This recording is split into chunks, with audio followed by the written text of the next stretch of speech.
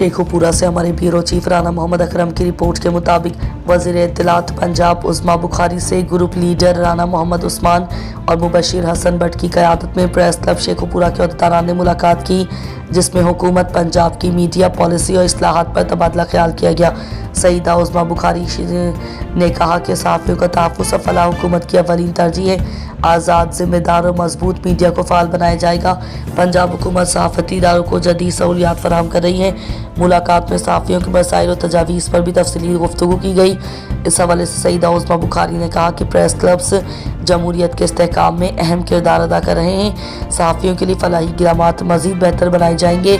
उन्होंने कहा कि वज़ीर आला पंजाब मरीम नवाज़ से पंजाब की आवाम के लिए बेहतरीन इक़दामात उठा रही हैं। बसंत के लिए सामान जल्द सस्ता कर दिया जाएगा। सब खुशी खुशी बसंत का त्यौहार मनाएंगे। सब लोग अपनी अपनी जिम्मेदारी से त्यौहार को त्यौहार समझकर मनाएं। अगर इस दफ़ा SOPs के तहत बसंत मनाई तो आइंदा साल पूरे पंजाब में बसंत होगी। बसंत को एंजॉय करने के लिए पूरे मुल्क से आवाम लाहौर आ रही है। लोग खुशियों का त्यौहार एंजॉय करें। PTI के मुकद्दर में सियासी और सियारात के सिवा कुछ नहीं।